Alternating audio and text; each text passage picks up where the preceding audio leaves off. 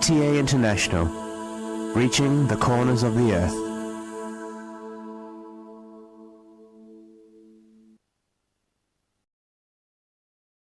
اب حضرت مرزا طاہر احمد صاحب خلیفۃ المسیح الرابع امام جماعت احمدیہ ایدہ اللہ تعالی بنصر العزیز کا خطبہ جمعہ ہوگا۔ حبیبنا صلی علی محمد صلی علی حبیبنا صلی علی محمد صلی علی رسولنا صلی علی محمد صلی علی رسولنا صلی علی محمد صلی علی محمد صلی علی محمد۔ اشہد ان لا الہ الا اللہ وحدہ لا شریک لہ واشہد ان محمدا عبدہ ورسولہ اما بعد فاعوذ باللہ من الشیطان الرجیم بسم اللہ الرحمن الرحیم الحمد للہ رب العالمین الرحمن الرحیم مالک یوم الدین ایاک نعبد و ایاک نستعین اهدنا الصراط المستقيم صراط الذين أنعمت عليهم غير المغضوب عليهم ولا الضالين۔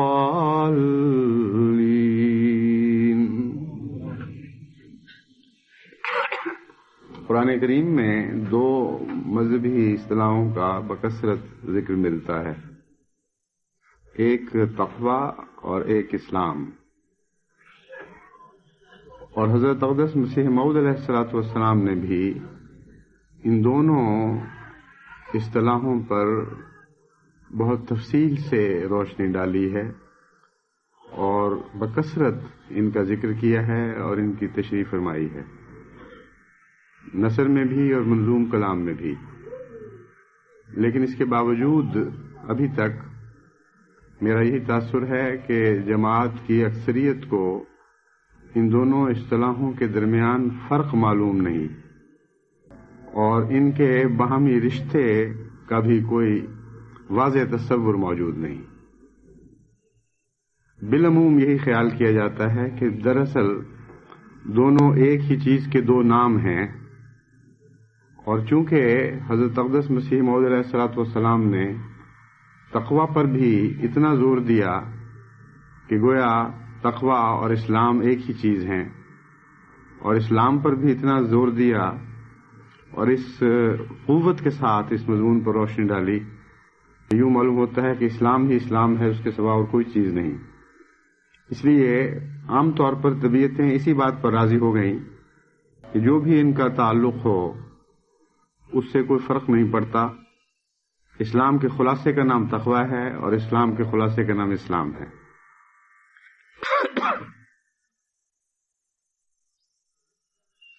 امر واقعہ یہ ہے کہ ان دونوں کے درمیان ایسا ہی فرق ہے جیسے ایمان اور اعمال صالحہ کے درمیان فرق ہے، اور ایک ایسا ہی رشتہ ہے جیسا ایمان اور اعمال صالحہ کے درمیان رشتہ ہے۔ ایمان ایک اندرونی حالت کا نام ہے، جس کی باہر سے کوئی نشاندہی نہیں کی جا سکتی. اسی لیے اگر کوئی شخص یہ کہے کہ میں ایمان لایا تو اس کے ایمان کو پرکھنے اور دیکھنے کا کوئی ذریعہ موجود نہیں. اس لیے ایمان کے ساتھ ہی انسان کو تصدیق کا حکم ہے. یعنی اگر کوئی شخص یہ کہے کہ میں ایمان لایا تو اس کے متعلق یہ کہنا جائز نہیں کہ تم جھوٹ بولتے ہو، تم ایمان نہیں لائے. سوائے خدا کے کوئی نہیں ہے جو ایمان کے متعلق فیصلہ دے سکے. اسی لیے جب تک حضرت اقدس محمد مصطفیٰ صلی اللہ علیہ وآلہ وسلم کو مخاطب کر کے قرآن کریم میں خدا تعالیٰ نے واضح طور پر یہ نہیں فرمایا کہ یہ منافقین ایسے ہیں کہ ان کے دل ایمان سے خالی ہیں، اس لیے تم ان کو کہہ دو کہ تم ایمان نہیں لائے. اور ساتھ ہی یہ ارشاد بھی فرمایا کہ اسلام کے متعلق ان کو اجازت دے دو کہ یہ بے شک یہ کہیں کہ ہم اسلام لے آئے ہیں. اب یہ مضمون ایک ایسا دلچسپ بھی ہے اور الجھا ہوا بھی ہے کہ جب تک کھول کر بیان کیا نہ جائے اس وقت تک لوگوں کو ان دونوں کے رشتے اور فرق کی پوری طرح سمجھ نہیں آ سکتی.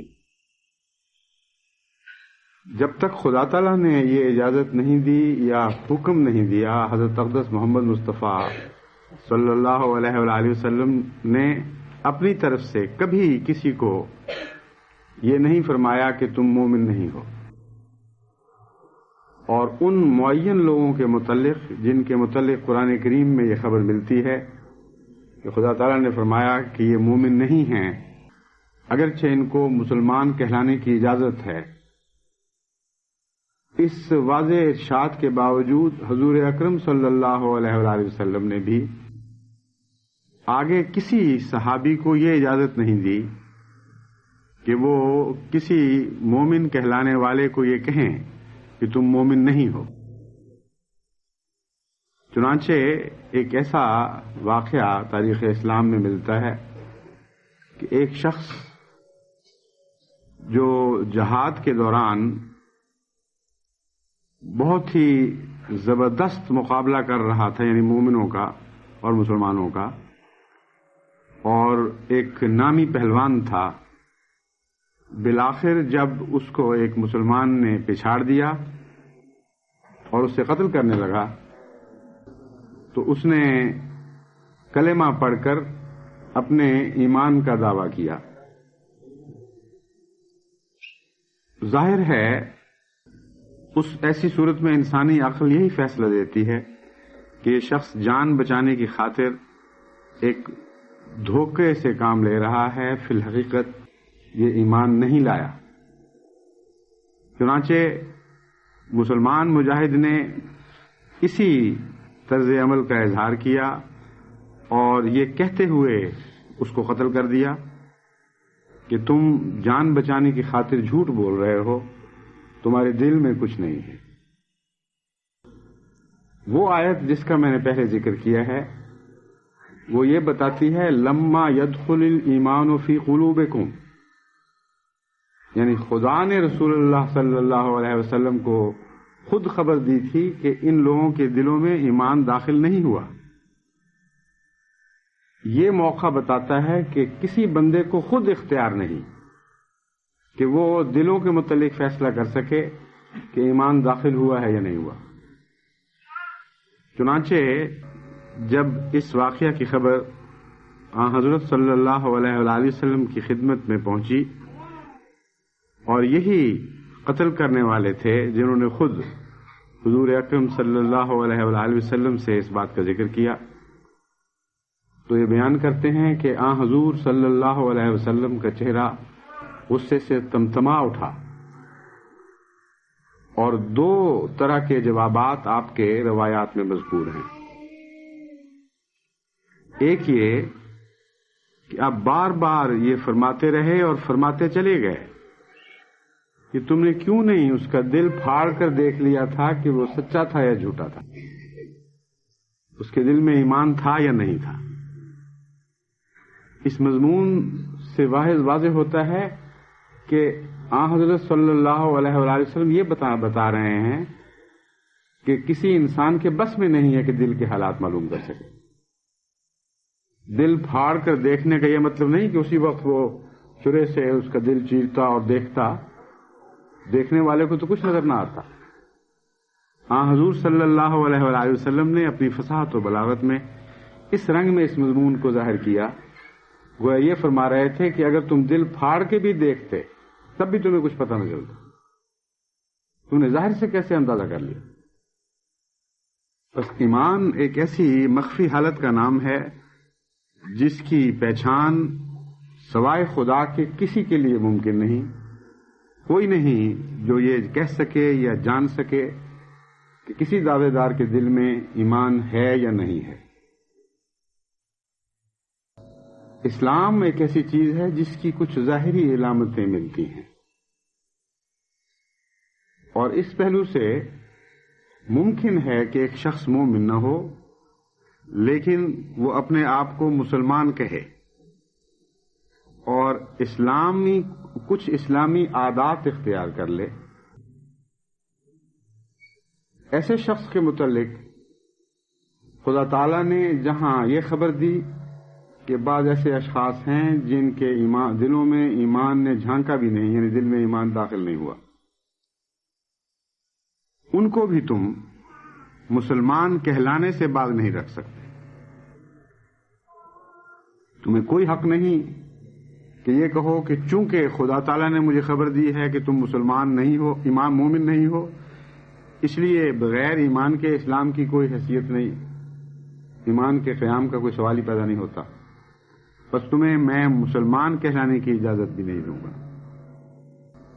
بلکہ فرمایا میں تمہیں خبر دیتا ہوں کہ یہ مومن نہیں، ایمان ان لوگوں کے دل میں داخل بھی نہیں ہوا، لیکن ساتھ ہی میں یہ نصیحت کرتا ہوں کہ ان کو مسلمان کہلانے کی اجازت دو اور کہہ دو قولوا اسلمنا، کہ تم بے شک یہ کہتے رہو کہ ہم مسلمان ہو گئے، ہم مسلمان ہو گئے۔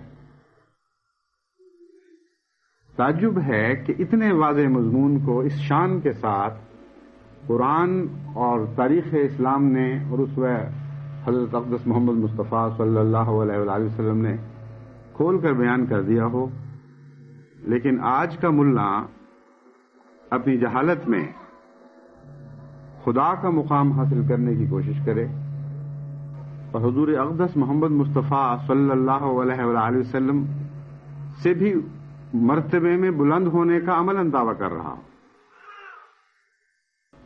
آپ کو تو خدا یہ خبر دیتا ہے کہ دلوں میں ایمان نہیں ہے، پھر بھی اسلام مسلمان کہلانے کی اجازت دے دو،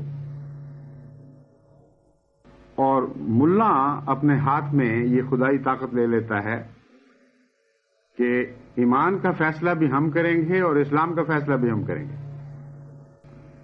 ہمیں اس بات کی قدرت ہے کہ ہم دلوں میں جھانک کر دیکھ سکیں کہ کوئی شخص دل میں ایمان رکھتا ہے یا نہیں رکھتا، اور اس بات کی قدرت رکھتے ہیں کہ یہ فیصلہ کرنے کے بعد کہ فلاں کا دل ایمان سے خالی ہے، ہم اس کو مسلمان کہلانے سے بھی روک دیں۔ لیکن یہ ایک ضمنی بات تھی جو میں نے سوچا کہ چلتے ہوئے آپ کو سمجھاتا چلوں، کیونکہ بہت لمبی بحث گزر چکی ہے۔ مولوی کہتے ہیں احمدیوں کا دل چونکہ ایمان سے خالی ہے اس لیے ہم ان کو مسلمان کہلانے کی اجازت نہیں دیتے، تو میں نے چاہا کہ آپ کو یہ مضمون کھول کر بیان کر دوں، لیکن مقصد یہ نہیں تھا۔ اصل مقصد آپ کو یہ سمجھانا ہے کہ اسلام اور ایمان کے اندر کیا رابطے ہیں، اس کے نتیجے میں ایک احمدی کے اوپر کیا ذمہ داریاں عائد ہوتی ہیں۔ بس جیسا کہ میں نے بیان کیا تھا، ایمان ایک قلبی حالت کا نام ہے اور اسلام ایمان کے نتیجے میں ڈھلنے والے عمل کا نام ہے۔ بس ان دونوں کے درمیان رشتہ وہی ہے جو ایمان میں تقوی کی بات کر رہا تھا، غلطی سے جو ایمان کا لفظ یہاں استعمال کیا. کہنا میں یہ چاہتا تھا کہ جس طرح ایمان کا اعمال سے ایک تعلق ہے، اعمال صالحہ سے، اور اس کا کثرت کے ساتھ قرآن کریم میں ذکر ملتا ہے اور ایمان اور اعمال صالحہ کو اکٹھا بیان کیا گیا، اسی طرح کی کیفیت تقوی اور اسلام کے درمیان کے رشتے کی پائی جاتی ہے. تقوی ایک ایسی اندرونی حالت کا نام ہے جو ایمان کی طرح دکھائی نہیں دیتی اور ایمان سے الگ حالت ہے. ایمان پہلی بات ہے، تقوی بعد کا مضمون ہے، اور پھر ایمان کے بعد تقوی یہ فیصلہ کرتا ہے کہ کسی انسان کا اسلام کس نوعیت کا ہے. جو ہی انسان ایمان لے آئے، مان وہ کامل نہیں ہو جاتا. ایمان کے نتیجے میں خدا تعالیٰ کا کیا عرفان رفتہ رفتہ ترقی کرتا ہے، اور تقوی کا عرفان سے تعلق ہے. چنانچہ حضرت مسیح موعود علیہ الصلوۃ والسلام نے بارہا اس مضمون پر روشنی ڈالی ہے کہ تقوی عرفان سے ترقی کرتا ہے. خدا تعالیٰ کی ذات لامتناہی لامحدود ہے اور اس کی صفات کا کوئی حساب ممکن نہیں. جتنا خدا تعالیٰ کی عظمت اور جلال کا تصور دل پر قائم ہوتا چلا جائے، جتنا اس کے حسن و احسان پر دل فریفتہ ہوتا چلا جائے، اتنا ہی تقوی بڑھتا ہے. اور اگرچہ بظاہر اسلام وہی رہتا ہے جو پہلے دن تھا، لیکن عملاً اس کی کیفیت بدلنے لگتی ہے. اس مضمون کو آگے بڑھانے سے پہلے میں اسلام سے متعلق کچھ مزید روشنی ڈالتا ہوں، پھر آپ ان دونوں روحانی اصطلاحوں کے باہمی تعلق کو زیادہ بہتر سمجھ سکیں گے. اسلام کے دو معنی ہیں. ایک ہے سپردگی، اپنے آپ کو کسی کے سپرد کر دینا، اسی کا ہو جانا. جیسے انسان محبت میں کسی سے کہتا ہے کہ میں تیرا ہو گیا. ایک فارسی شعر ہے، من تو شدم تو من شدی، من تن شدم تو جان شدی، تاکس نہ گوید بعد ازیں، من دیگرم تو دیگری. من تو شدم تو من شدی، میں تو ہو گیا تو میں ہو گیا. من تن شدم تو جان شدی، میں جسم بن گیا تو جان بن گیا. تا آئندہ کبھی کوئی یہ نہ کہہ سکے کہ تو اور ہے اور میں اور ہوں. یہ اسلام کی اعلی حالت کی تفسیر ہے. جب خدا کہ حضور بندہ ایسی عاجزی اختیار کرتا ہے کہ اپنے وجود کو اس کے حضور بچھا دیتا ہے اور واقعتاً قلب سلیم کے ساتھ یہ عہد کرتا ہے، اور اس عہد کے نتیجے میں عملاً اپنے وجود کو خدا کے حضور پیش کر دیتا ہے کہ آج سے تو اس میں بسے گا اور کوئی نہیں بسے گا. تو اس انتہائی سپردگی کی حالت کو اسلام کہا جاتا ہے. یعنی اسلام کی ترقی یافتہ صورت وہ انتہائی صورت جس کی طرف انسان کو اسلام لے جاتا ہے اور پھر اس آخری مقام تک پہنچا دیتا ہے، وہ یہی ہے. اور اس سے پہلے کی بھی اسلام کی کچھ حالتیں ہیں. جب انسان زبان سے یہ کہتا ہے کہ میں اپنے آپ کو تیرے سپرد کرتا ہوں، حضور اکرم صلی اللہ علیہ وآلہ وسلم کو اللہ تعالیٰ نے جس اسلام کا دعویٰ کرنے سے نہ روکنے کا ارشاد فرمایا تھا وہ یہی اسلام ہے، یعنی آغاز کا اسلام. ایک انسان یہ فیصلہ کرتا ہے کہ میں اپنے وجود کو خدا کے سپرد کرتا ہوں. اب کس حد تک اس نے سپرد کیا ہے اس کا فیصلہ تقویٰ نے کرنا ہے. اگر انسان کے دل میں خدا کا عرفان بڑھے گا اور اس کے نتیجے میں تقویٰ ترقی کرے گا تو دن بدن اس کے اسلام کی حالت بدلنی شروع ہو جائے گی. کئی لوگ زبان سے واری واری جاتے ہیں، یعنی وہ بھی ایک سپردگی کا ایک اظہار ہے کہ میں قربان، میں نثار، میرا سب کچھ تیرا، اور جب وقت آتا ہے اس کو دوڑ جاتے ہیں، اس کو سب کچھ اپنا ہو جاتا ہے. تو جہاں تک ان کے واری واری جانے کا تعلق ہے اس سے روکنے کی اجازت نہیں ہے.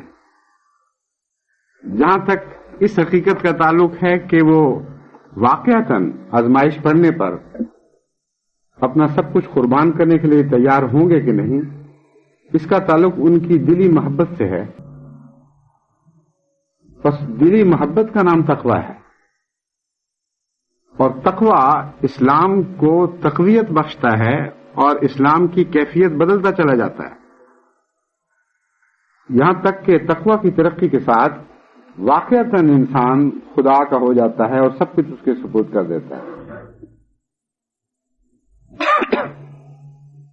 انہی معنوں میں خدا تعالیٰ نے حضرت ابراہیم علیہ السلام کو فرمایا اسلم، حالانکہ وہ خدا کے نبی بن چکے تھے. معلوم ہوتا ہے وہ ان ترقی کی یعنی اسلام کی انتہائی حالت کی طرف آپ کو دعوت دی گئی تھی. قال اسلمت لرب العالمین، کیا خدا میں تیرا ہو گیا، میں رب العالمین کے حضور اپنے آپ کے اپنے وجود کو پیش کر دیتا ہوں. بس اسلام کی ایک ابتدائی حالت ہے اور ایک انتہائی حالت ہے، ان کے درمیان بے شمار منازل ہیں، اور نہ کسی انسان کو ابتدائی حالت سے متعلق اختیار دیا گیا کہ کسی سے کہے کہ تم مسلمان نہیں ہو، نہ انتہائی حالت سے متعلق انکار کا اختیار دیا گیا، باوجود اس کے کہ اسلام میں کچھ نظر آنے والی باتیں موجود ہیں. مثلا جب ایک شخص کہتا ہے کہ میں اسلام لے آیا، نہ آپ اس کے ایمان کو دیکھ سکتے ہیں نہ اس کے تقویٰ کو دیکھ سکتے ہیں، لیکن اسلام لانے کے بعد اگر وہ نمازیں نہیں پڑھتا، اگر عبادات بجا نہیں لاتا، اگر بنی نوع انسان کے حقوق ادا نہیں کرتا، تو آپ کی نظر یہی فیصلہ کرے گی کہ اس نے سپردگی کا دعویٰ جھوٹا کیا تھا. اس لیے اسلام کے متعلق کسی حد تک انسان دیکھ سکتا ہے اور جانچ سکتا ہے، لیکن تقویٰ کے متعلق انسان کی کوئی تقویٰ تک انسان کی کوئی پہنچ نہیں، اور سوائے خدا تعالیٰ کے کوئی کسی شخص کے تقویٰ کو براہ راست جانچ نہیں سکتا. لیکن ایک پہلو ایسا ہے جس سے تقویٰ دکھائی دینے لگتا ہے.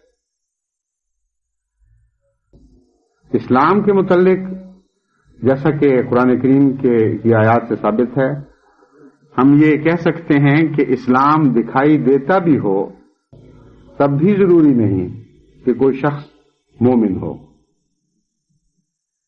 بظاہر اسلام نظر آتا بھی ہو تو چونکہ ہمیں تقویٰ کی حالت کا علم نہیں اور ایمان کی حالت کا علم نہیں، اس لیے ہم یہ تو نہیں کہہ سکتے کہ تم مسلمان نہیں ہو، لیکن 100% یقین کے ساتھ نہیں کہہ سکتے کہ وہ شخص مسلمان ہے بھی کہ نہیں. اس لیے دونوں جگہ ایک ابہام کی کیفیت پیدا ہو جاتی ہے. چنانچہ وہ منافقین جو اپنے آپ کو مسلمان کہتے تھے، جو حضرت صلی اللہ علیہ وآلہ وسلم کے حضور حاضر ہوتے، اسلام کے دعوی کرتے، نمازیں ساتھ پڑھتے اور بعض دفعہ جہاد میں بھی شریک ہو جایا کرتے تھے، ان کے متعلق اگر خدا تعالیٰ یہ خبر نہ دیتا تو کسی کو کچھ پتہ نہیں لگ سکتا تھا کہ ان کا اسلام نظر آنے والا اسلام ہے اور اس اسلام کے پیچھے تقویٰ نہیں ہے. بس جو کچھ دکھائی دیتا ہے اس کے متعلق بھی ہم کچھ نہیں کہہ سکتے، تو پھر جو کچھ دکھائی نہیں دیتا اس کے متعلق ہم کیسے دعوی کر سکتے ہیں؟ اسی لیے قرآن کریم نے خدا تعالیٰ کے متعلق فرمایا عالم الغیب والشہادہ، بعض لوگ جو سرسری نظر سے اس آیت کو پڑھتے ہیں ان کو یہ تو سمجھ آ جاتی ہے کہ عالم الغیب کیوں کہا، کیونکہ پردہ غیب کی باتیں صرف خدا کو معلوم ہیں، شہادہ کی سمجھ نہیں آتی۔ وہ تو کہتے ہیں عالم الشہادہ تو ہم بھی ہیں، جو دکھائی دیتا ہے وہ تو ہمیں بھی دکھائی دیتا ہے۔ تو خدا تعالیٰ نے کیوں اس شان کے ساتھ اپنی یہ صفت بیان کی کہ میں عالم الغیب بھی ہوں، عالم الشہادہ بھی ہوں؟ تو در حقیقت یہ انسان کا وہم ہے، ایک محض گمان ہے کہ جو کچھ وہ دیکھتا ہے اس کے متعلق بھی قطعی طور پر اور یقینی طور پر وہ کہہ سکتا ہے کہ جو میں نے دیکھا ہے بین ہی وہی حقیقت ہے۔ یہ مضمون بعض صوفیاء کو جب معلوم ہوا تو وہ اتنے پریشان ہوئے کہ ہر بات سے ان کا اعتماد ہی اٹھ گیا، یہاں تک کہ ساری کائنات کو واہمہ کہنے لگے۔ وہ بھی ایک انتہا تک پہنچے اور حقیقت سے بے خبر ہو گئے، مگر معلوم ہوتا ہے کہ اس مضمون پر نظر ان کی ضرور پڑی ہے۔ جب انہوں نے عالم الغیب و شہادہ پر نظر ڈالی تو پھر آہستہ آہستہ نفس پر غور کرنے سے ان کو معلوم ہوا کہ جو کچھ ہم دیکھتے ہیں وہ حقیقت تو نہیں ہو سکتی، حالانکہ بعض حقیقتیں بھی ہوتی ہیں اور بعض دفعہ حقیقت نہیں بھی ہوتی۔ جو شخص سچا ہو، جس کا اندر اور باہر ایک ہو، اس کو جب آپ دیکھتے ہیں تو حقیقت کو دیکھ رہے ہوتے ہیں۔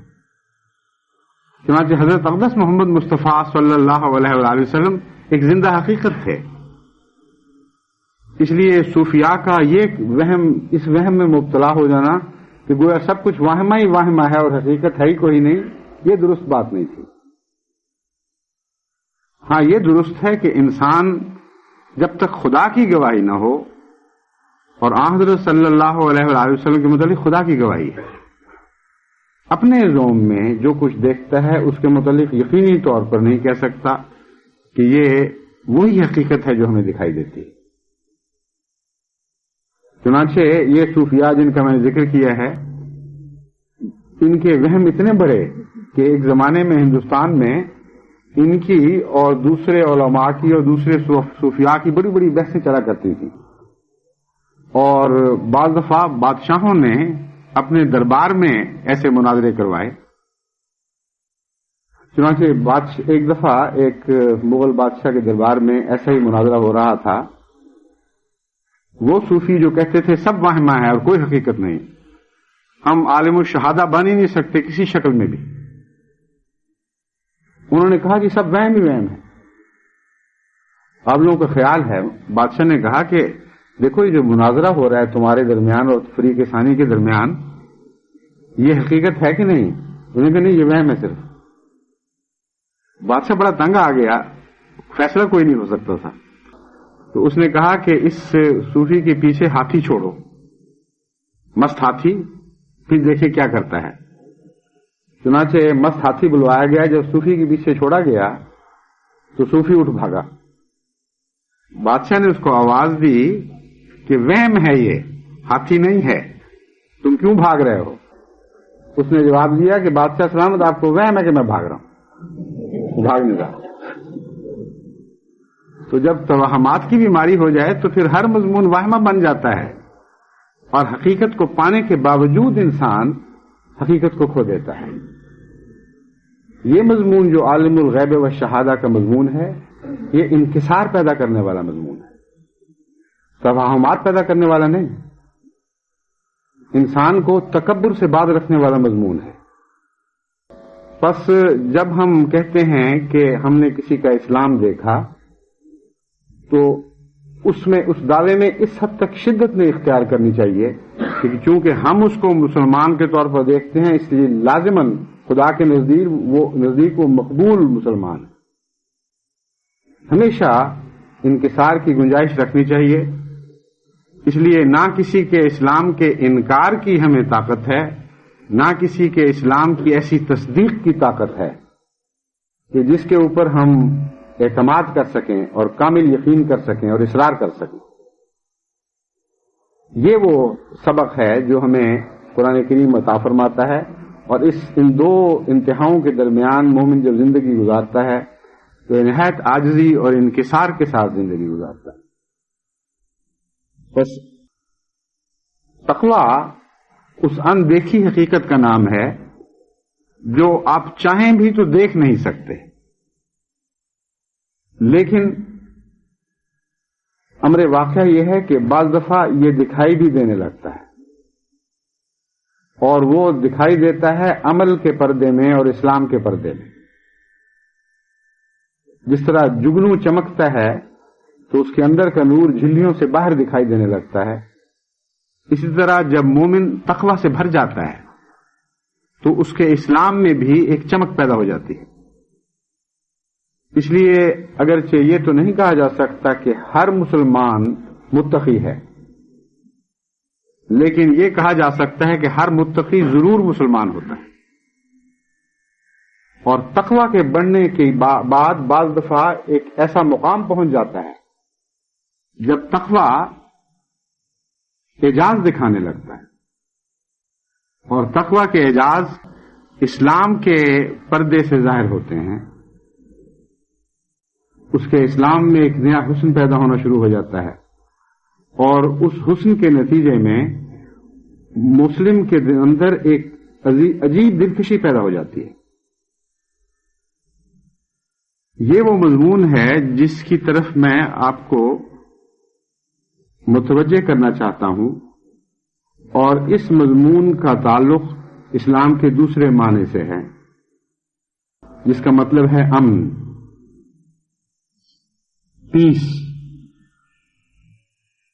بس جب خدا کے سپرد انسان اپنے آپ کو کر دے اور تقویٰ کی حالت میں اس نے خدا کے سپرد اپنے آپ کو کیا ہو، تو سب پہلی بات اسے امن نصیب ہوتا ہے، اس کے دل کو سکینت مل جاتی ہے. یہی وہ لوگ ہیں جن کے متعلق خدا تعالیٰ نے یہ اعلان فرمایا، الا ان اولیاء اللہ لا خوف علیہم ولا هم یحزنون، کہ وہ لوگ جو واقعتاً تقویٰ کے ساتھ اپنے آپ کو خدا کے سپرد کر دیتے ہیں، وہ ایک ایسے عالم جاوداں میں داخل ہو جاتے ہیں، ایسے عالم بقا میں پہنچ جاتے ہیں کہ پھر دنیا کی عارضی چیزیں نہ انہیں کوئی گہرا صدمہ پہنچا سکتی ہیں، نہ گہری گھبراہٹ میں مبتلا کر سکتی ہیں. وہ سمجھتے ہیں جب ہم خدا کے ہو گئے، ہم خدا کے سپرد ہو گئے، تو پھر ان بدلتی ہوئی کیفیات کے لیے بہت زیادہ گہرے غم اور فکر کی ضرورت نہیں. در حقیقت یہ وہی مضمون ہے جو انا للہ و انا الیہ راجعون کا ہے. عام طور پر لوگ اپنی چیزوں کے نقصان کے وقت یہ پڑھتے ہیں، اور وہ بھی اچھا موقع ہے، لیکن در حقیقت اپنے آپ کو خدا کے لیے کھو دینے کا مضمون ہے جو انا للہ و انا الیہ راجعون میں بیان ہوا ہے. لفظی ترجمہ یہ ہے، ہم خدا کے ہی تو ہیں، خدا ہی کی طرف سے آئے تھے اور اسی کی طرف ہمیں لوٹنا ہے. اس لیے جہاں سے ہم آئے، جہاں آخر پہنچنا ہے، اس درمیانی عرصے میں اس سے جدا کیوں رکھیں، اپنے وجود کو اس سے جدا کیوں رکھیں. تو سپردگی کا پیغام ہے جو ہمیشہ انا للہ و انا الیہ راجعون مومن کو دیتا چلا جاتا ہے. بس اس پہلو سے اسلام کے نتیجے میں امن نصیب ہوتا ہے، اور وہ امن جو دل میں جاگزی ہو جائے وہ انسان کے اعمال میں پھوٹتا ہے، اس کے رجحانات میں ظاہر ہوتا ہے. اور یہ ناممکن ہے کہ وہ شخص جس کو اسلام کے بعد خدا تعالیٰ کی طرف سے امن نصیب ہو، وہ لوگوں کے امن لوٹنے کے لیے نکل کھڑا ہو. چنانچہ خدا تعالیٰ نے نام مسلم رکھا، جس کا اصل ترجمہ اسلام امن پانے والا نہیں بلکہ امن دینے والا ہے. بس اسلام کے پہلے مضمون کے نتیجے میں انسان کے دل کو امن نصیب ہوتا ہے، اور جسے سچا امن نصیب ہو جائے وہ لازماً بنی نوع انسان کے لیے کامل طور پر ایک امن والا وجود بن جاتا ہے، جس سے امن کی شعائیں پھوٹتی ہیں، امن کی خوشبو نکلتی ہے. اور کوئی شخص سچے مومن سے یا سچے مسلم سے کہنا چاہیے خوف نہیں کھا سکتا، کو پتا ہے کہ اس کے پاس میرا سب کچھ محفوظ ہے. بس مومن یا یوں اس اصطلاح میں، جس اصطلاح میں ہم بات کریں، مسلم کہنا چاہیے. مسلم وہ ہے جو سب سے پہلے اپنے وجود کو تقوی کے ساتھ خدا کے سپرد کر دے، اور تقوی کے بغیر سپردگی کا مضمون پیدا ہی نہیں ہوتا. جب وہ سپرد کر دیتا ہے تو اسے امن نصیب ہو جاتا ہے. جب اسے امن نصیب ہوتا ہے تو بنی نوع انسان کی طرف جب وہ لوٹتا ہے تو کامل امن کے ساتھ لوٹتا ہے.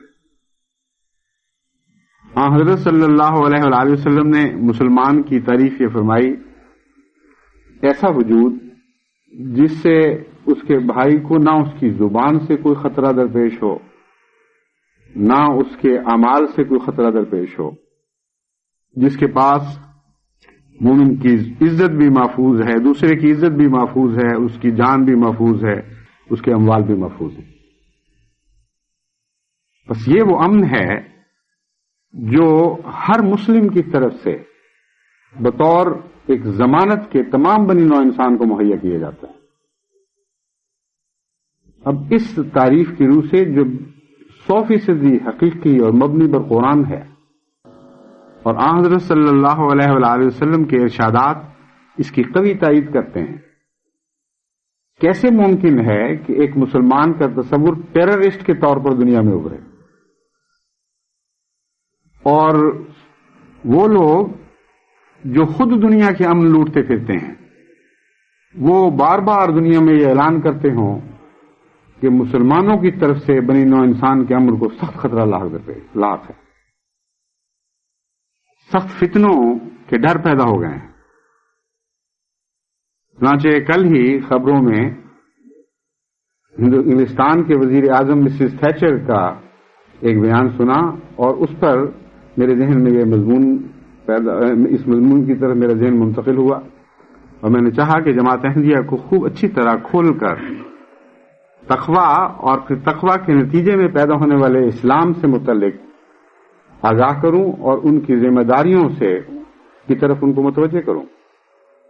کتنا ظلم ہے کہ وہ مذہب جس کے نام میں اس مذہب کی اعلیٰ ترین صفات کا خلاصہ داخل کر دیا گیا ہو، وہ مذہب جو خدا تعالیٰ سے تعلق کے انتہائی مقامات تک اپنے نام ہی میں اشارے کر رہا ہو، اور پھر بنی نوع انسان سے تعلقات میں اپنے نام ہی کے اندر انتہائی اعلیٰ درجے کی تعلیم دے رہا ہو، جس کا خلاصہ یہ ہو کہ مسلم وہ ہے جس سے تمام کائنات میں کسی کو کوئی خطرہ نہیں.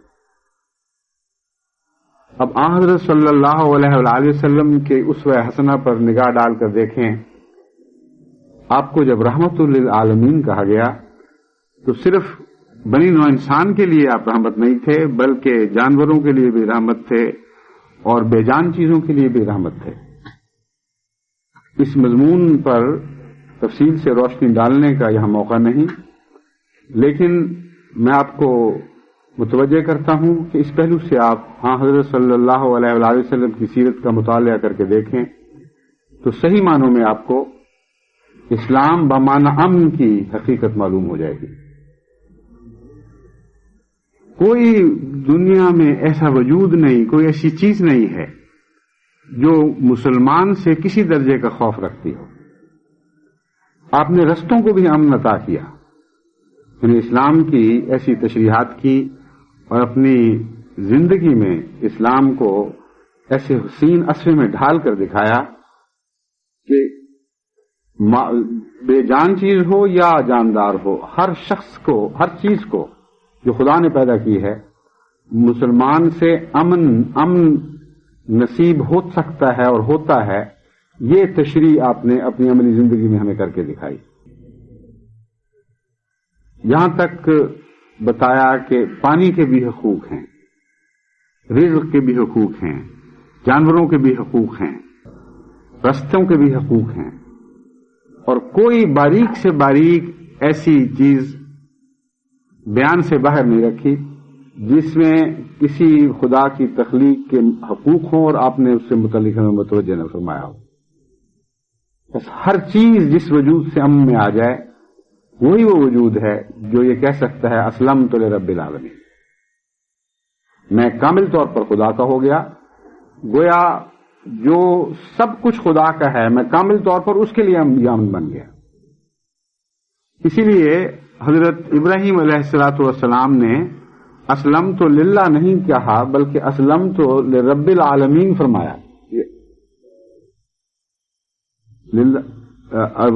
اسلمت لرب العالمین مطلب یہ تھا کہ میں اسلام کے باریک ترین تقاضوں کا عرفان رکھتے ہوئے کہہ رہا ہو رہا ہوں، جن کا تو رب ہے، مجھے بھی اسلام کے بعد ان کی ربوبیت میں حصہ لینا ہوگا اور ان کے حقوق ادا کرنے ہوں گے۔ اس لیے جب میں کہتا ہوں کہ اسلمت لرب العالمین تو پوری ذمہ داری کے ساتھ اس کے باریک تقاضوں کو پیش نظر رکھتے ہوئے کہہ رہا ہوں۔ یہ مضمون ہے جو حضرت ابراہیم علیہ الصلوۃ والسلام کے جواب میں ملتا ہے، اور آن حضرت صلی اللہ علیہ وآلہ وسلم کی ساری زندگی اس مضمون پر شاہد ناطق تھی۔ اسلام کی طرف منسوب ہونے والا اگر ٹیررسٹ کہلانے لگے اور دنیا کی حکومتوں کے وزراء ان کے متعلق یہ بیان دیں، جیسا کہ مسز تھیچر کے بیان کی طرف میں نے اشارہ کیا ہے کہ عالم اسلام سے ہمیں سخت خطرات درپیش ہیں اور دنیا کے امن کو تباہ کرنے کے احتمالات پیدا ہو رہے ہیں، تو کتنے ظلم کی بات ہے۔ میں یہ نہیں کہتا کہ یہ ظلم مسز تھیچر نے کیا، ہو سکتا ہے کہ انہوں نے بھی ازراہ ظلم یہ بات کی ہو، لیکن ان لوگوں نے ضرور یہ ظلم کیا ہے جنہوں نے مسلمان کہلاتے ہوئے ایسے نمونے پیش کیے اور ایسی دھمکیاں بنی نوع انسان کو دیں جن کے نتیجے میں اسلام کی ایک بالکل غلط تصویر دنیا میں ابھری ہے۔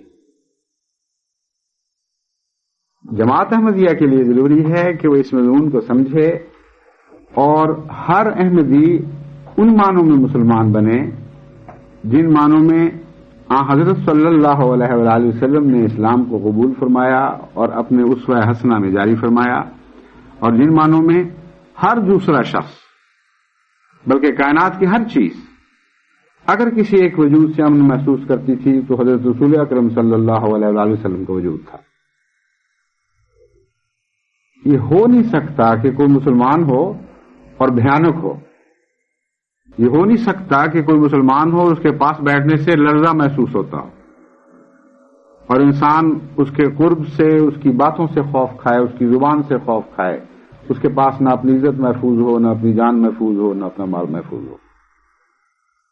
بس وہ ملا جو ٹیرر پھیلاتے ہیں دنیا میں، جن کی زبان سے مغلظات نکلتی ہیں، لوگوں کے دلوں کے امن لوٹتے ہیں، جو یہ تعلیم دیتے ہیں کہ اسلام کے نام پر گھروں کو جلاؤ اور اموال کو لوٹو اور عزتوں کو برباد کرو، وہ شخص جو اسلام کے معنی سمجھتا ہو اس کے لیے کسی اور دلیل کی ضرورت نہیں یہ معلوم کرنے کے لیے کہ یہ کس قسم کا اسلام کا دعوے دار ہے۔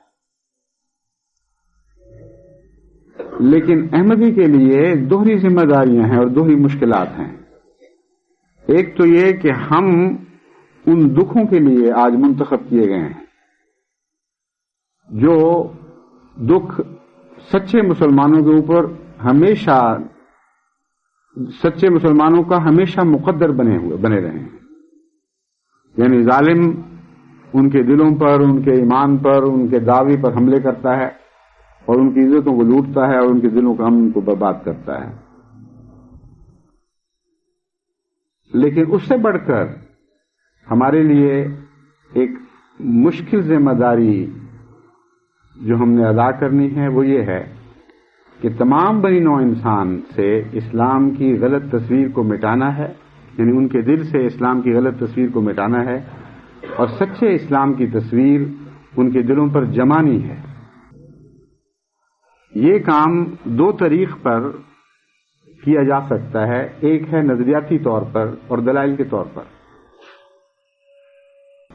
چنانچہ دنیا میں جہاں کہیں بھی میں جاتا ہوں یا جہاں کہیں بھی احمدی غیر مسلموں سے اسلام کے موضوع پر گفتگو کرتے ہیں، یہ مسئلہ ہمیشہ درپیش ہوتا ہے کہ اسلام ہے کیا، اسلام ہلاکت کا نام ہے، خوف پھیلانے کا نام ہے، ظلم و ستم کا نام ہے، جبر و تشدد کا نام ہے، یا کوئی اور چیز ہے.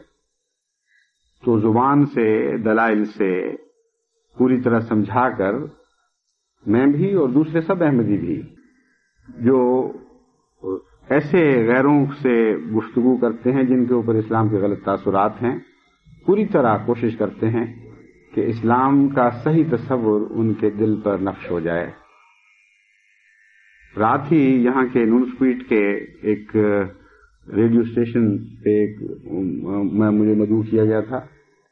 وہ دوست جو اس شعبے کے انچارج ہیں بہت ہی خلیق اور مہربان انسان ہیں، اور جماعت کو موقع دیتے رہتے ہیں کہ وہ اپنے معافی ضمیر کو ان کے ریڈیو کے ذریعے بیان کریں تاکہ علاقے کے لوگ معلوم کریں کہ ہم کون لوگ ہیں.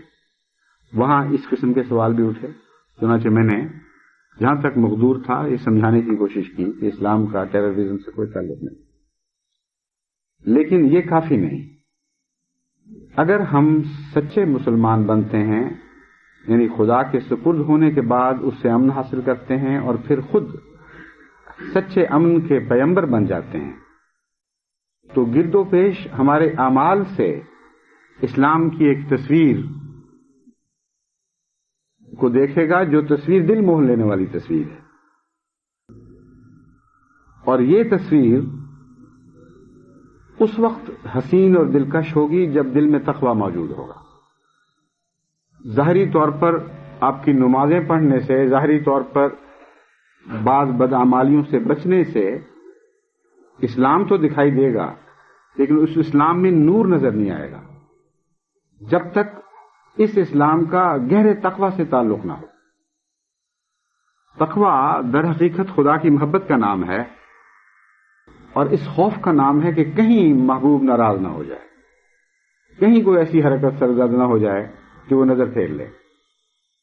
بس صرف محبت ہی کا نام نہیں بلکہ اس دائم رہنے والے شعور کا نام ہے کہ میں نے اپنے محبوب کو راضی کرنا ہی نہیں، راضی رکھنا ہے اور راضی رکھتے چلے جانا ہے.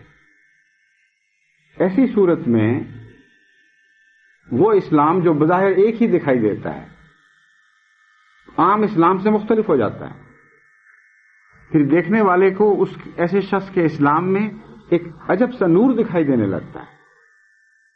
وہ نور چہروں سے چھلکتا ہے، پیشانیوں سے پھوٹتا ہے، اور اس میں ایک ایسی کشش پیدا ہو جاتی ہے کہ کوئی چاہے نہ چاہے ایسے وجود کی طرف انسان مائل ہونے لگتا ہے. بس اسلام ان اعمال کا نام ہے جو تقوی کو چاہتے ہیں، لیکن بعض دفعہ بغیر تقوی کے بھی کیے جاتے ہیں. لیکن جب اسلام کے پیچھے تقوی زور مار رہا ہو تو اسلام زندہ ہو جاتا ہے، اور اس میں ایک ایسا نور، ایسی عظیم الشان کشش پیدا ہو جاتی ہے کہ بنی نوع انسان اس سے دور بھاگنا چاہیں بھی تو بھاگ نہیں سکتے. وہی مضمون ہے کہ میں بلاتا تو ہوں ان کو مگر اے جذبہ دل ان پہ بن جائے کچھ ایسی کہ بنائے نہ بنے.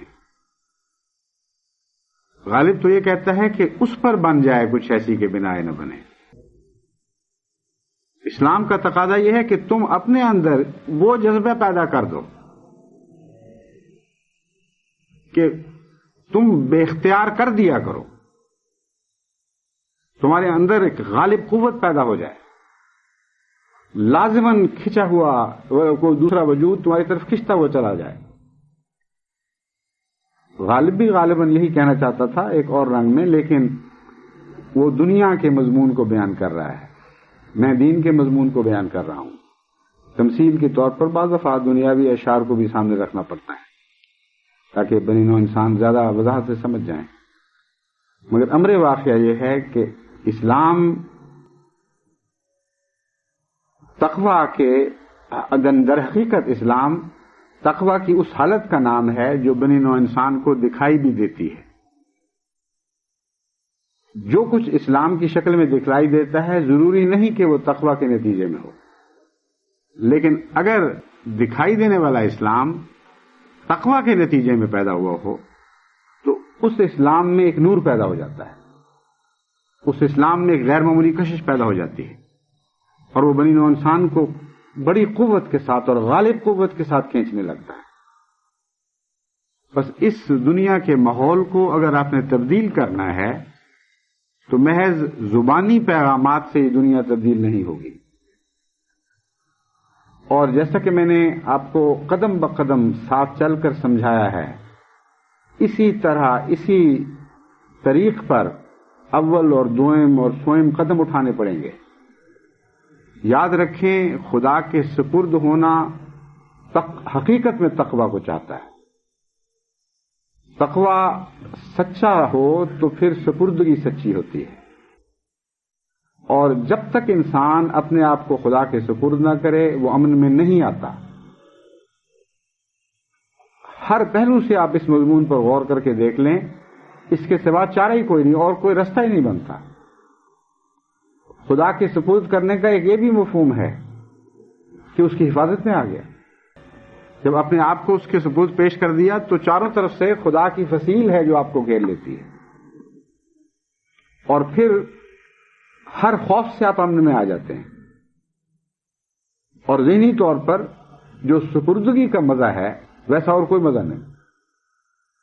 ایک انسان جس نے محبت کی ہو اور اس کو یہ پتہ ہو کہ پیار کے نتیجے میں جب انسان اس منزل پہ پہنچتا ہے کہ بس اب میں تیرا ہو گیا، تو جو اس کیفیت سے لذت پیدا ہوتی ہے ویسی کوئی دنیا میں اور لذت نہیں. اور وہی لذت ہے جو گہرا سکون پیدا کرتی ہے. بس اسلام ہی کے نتیجے میں ظاہری حفاظت بھی ہوگی اور اسلام ہی کے نتیجے میں اندرونی تسکین بھی نصیب ہوگی. یعنی ظاہری امن بھی ملے گا اور اندرونی امن بھی ملے گا. اور جب آپ اس امن کو حاصل کر لیتے ہیں تو پھر آپ دنیا کو امن دینے والے بن جائیں. آج دنیا عجیب عجیب راہوں سے امن کی تلاش کر رہی ہے. سالٹ ٹریٹیز ہو رہے ہیں، یہ کوشش ہو رہی ہیں کہ وہاں سمجھوتے ہوں، اعتمادات بڑھیں اور نیوکلیئر ویپنز میں کمی آ جائے. غرضی کے ظاہری طریقوں سے وہ امن ڈھونڈنے کی کوشش کر رہے ہیں. یہ بالکل ناممکن ہے. امن کا تعلق دل کی کیفیت سے ہے اور دل کے رجحان سے ہے. اگر دنیا امن والوں سے بھر جائے جن کو امن نصیب ہے تو لازماً بنی نوع انسان کو امن نصیب ہوگا. اور اگر دنیا بے چین دلوں سے بھری ہوئی ہو تو کوئی سیاسی معاہدات بھی بنی نوع انسان کو امن عطا نہیں کر سکتے. بس آپ یاد رکھیں کہ آپ کے ساتھ دنیا کا امن وابستہ ہے. یہ کوئی فرضی باتیں نہیں ہیں. میں کوئی محض خیال آرائی کی باتیں نہیں کر رہا. میں ایسی ٹھوس حقیقتیں آپ کے سامنے رکھ رہا ہوں کہ جن حقیقتوں کے متعلق کوئی شبے کی گنجائش نہیں، کوئی وہم کی گنجائش نہیں. سپردگی کے بغیر یعنی تقویٰ کے ساتھ خدا کے سپرد ہونے کے بغیر بنی نوع انسان میں سے کسی کو امن نصیب نہیں ہو سکتی. اور جب تک بنی نوع انسان کو ایسے صاحب امن نصیب نہ ہو جائیں ان کو بنی نوع انسان کے امن کی کوئی ضمانت نہیں دی جا سکتی. بس حقیقی امن جماعت احمدیہ کے ایسے مخلصین سے وابستہ ہے جن سے ان کا ماحول امن میں آ جائے. اگر ایک ایسا احمدی ہو جس کا ماحول اس سے امن میں نہ ہو تو دنیا اس کو کہے یا نہ کہے اس کا دل یہ گواہی دے سکتا ہے کہ تو مسلمان نہیں، کیونکہ انسان اپنی ذات کو تو اندر سے دیکھ رہا ہوتا ہے. اس لیے انسان کی عزت کی حفاظت کے لیے خدا تعالیٰ نے غیروں کی زبانوں سے تو اس کو محفوظ کر دیا. اس کا یہ مطلب نہیں کہ آپ اپنے نفس کی زبان سے بھی اپنے آپ کو محفوظ کر رکھیں. آپ کے اندر اور آپ کے ضمیر کی آواز جتنا آپ پر ظلم کرے گی اتنا ہی آپ پر رحم کر رہی ہوگی. اس لیے اپنے وجود کو حقیقت سے پرکھیں. اور بہت ہی آسان اور سیدھی اور صاف پہچان ہے. اگر آپ سے آپ کی بیوی امن میں ہے، اگر آپ سے آپ کے بچے امن میں ہیں، اگر آپ سے آپ کے عزیز اور رشتہ دار امن میں ہیں، اگر آپ سے آپ کے دوست میں امن میں ہیں، اگر آپ سے آپ کا معاشرہ امن میں ہے، تو یقین کے ساتھ آپ یہ کہہ سکتے ہیں کہ سپردگی کی علامتیں مجھ میں ظاہر ہو رہی ہیں. میں خدا کا بنتا چلا جا رہا ہوں اور اس کے نتیجے میں تباً جو ظہور میں آنا چاہیے تھا میری ذات میں ظہور میں آ رہا ہے. اور پھر کامل یقین کے ساتھ اس راہ پر آپ آگے بڑھ سکتے ہیں اور آپ کے وجود کے ساتھ آپ کے ماحول کا ہی نہیں بلکہ رفتہ رفتہ تمام دنیا کا امن وابستہ ہوتا چلا جائے گا۔ ایسے صاحب امن پھر پرورش پاتے ہیں، بڑھتے ہیں، خدا کی نظر میں آگے بڑھتے ہیں اور ترقی کرتے ہیں، اور بنی نوع انسان ان کے سامنے سر تسلیم خم کرتی چلی جاتی ہے۔ وہ جانتے ہیں، ان کے دل گواہی دیتے ہیں کہ ہاں یہ سچے ہیں اور ان کے دل میں حقیقی امن ہے۔ اس کے بغیر جب آپ اپنے معاشرے کو بھی امن نہیں دے سکتے، اپنے گھر والوں کو امن نہیں دے سکتے، اپنے بچوں کو امن نہیں دے سکتے، تو کیسے دعویٰ کر سکتے ہیں کہ آپ خدا کے سپرد ہو گئے اور پھر دنیا کو امن دے سکتے ہیں؟ خلاصہ اس بات کا یہ ہے، اور یاد رکھیں یہ ایک ایسا خلاصہ ہے جو کبھی تبدیل نہیں کیا جا سکتا، کہ وہ لوگ جو حقیقت میں اپنے آپ کو خدا کے سپرد کر دیتے ہیں، خدا تعالیٰ کی تقدیر دنیا کو ان کے سپرد کر دیا کرتی ہے، اور جب تک آپ اپنے آپ کو خدا کے سپرد نہیں کریں گے دنیا آپ کے سپرد نہیں کی جائے گی۔ اس لیے خدا کی سپردگی کی فکر کریں اور یہ فکر نہ کریں کہ دنیا کہاں ہے اور کب آپ دنیا پہ غالب آئیں گے۔ جب آپ اپنے وجود پر غالب آئیں گے یاد رکھیں کہ وہی دن ہوگا جب آپ کو دنیا پر غلبہ اور فتح نصیب ہوگی۔